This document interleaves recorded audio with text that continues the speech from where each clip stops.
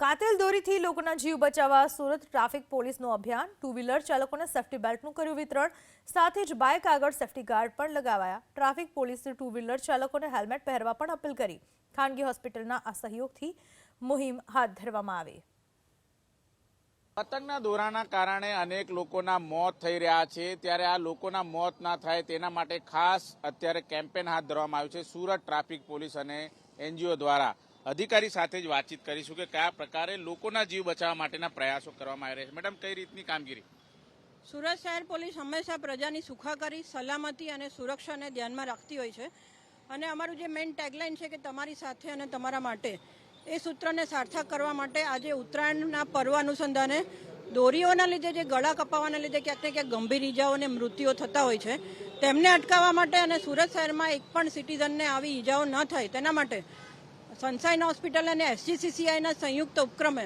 હાલમાં two wheeler વાહન ચાલકોને સેફટી ગાર્ડ અને સાથે સાથે નેક બેલ્ટના વિતરણનો એક કાર્યક્રમ કરવામાં આવેલો અને આ અનુસંધાને માનનીય સીપી સાહેબની પણ સૂચના છે કે જેટલું આપણાથી વધારે કામગીરી કરી શકાય જેટલા લોકોના જીવ બચાવી શકાય તે પ્રમાણે ચોક્કસપણે કામગીરી કરવી એટલે આ ડ્રાઈવ છે એ 14 તારીખ સુધી ચાલુ રહેશે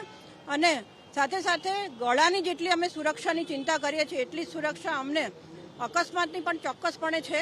એટલે હેલ્મેટ ના પહેરવાના લીધે કુલ 45% અકસ્માત એ સુરત સિટીમાં ટુ વ્હીલર વાહન ચાલકોના થયેલા છે એમને અટકાવવા માટે પણ હાલમાં માનનીય એચએમ સર અને સીપી સાહેબના માર્ગદર્શન હેઠળ 45 દિવસ સુધી હેલ્મેટ પહેરવાની એક ડ્રાઈવના અલગ અલગ ઇન્ડસ્ટ્રી સ્કૂલો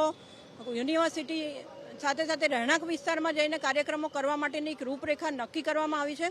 આ રૂપરેખા મુજબ સુરત શહેર ટ્રાફિક શાખાની અલગ અલગ ટીમો એ હેલ્મેટનું મહત્વ સમજાવવા માટે અને તેમની સુરક્ષા સીધી જ હેલ્મેટ સાથે સંકળાયેલી છે એવા કાર્યક્રમો હાલ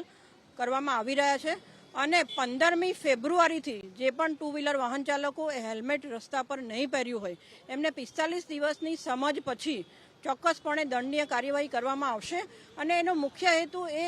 એમની સુરક્ષા એમના જીવની અમને ચિંતા છે એમના પરિવારની સુરક્ષાની ચિંતા છે એટલા માટે ચોક્કસપણે 15 ફેબ્રુઆરીથી અમે આ હેલ્મેટની જે છે સઘન ડ્રાઈવ કરીશું અને દંડનીય કાર્યવાહી પણ કરીશું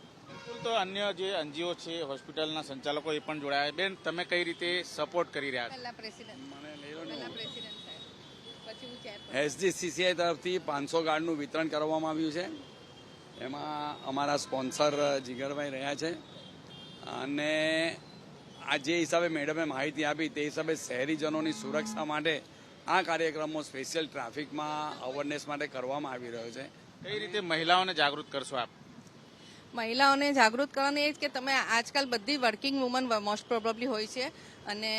એ લોકોને પોતાના પરિવારની સેફટી અને પોતાના પરિવારનું ગુજરાન ચલાવવા માટે પોતાની ખુદની સેફટી બહુ જરૂરી છે તો જે ફ્લાયઓવર બ્રિજ છે ને એના પરથી જે જતી આવતી મહિલા જે જોબ પણ એના ખાસ મારે અપીલ કરું છું કે આ સેફગાર્ડ લગાવીને જ તમે લગાવ્યા વગર આ ફ્લાયઓવર બ્રિજ ક્રોસ નહીં કરો તમારું પરિવાર તમારા ઘરે રાહ જોઈ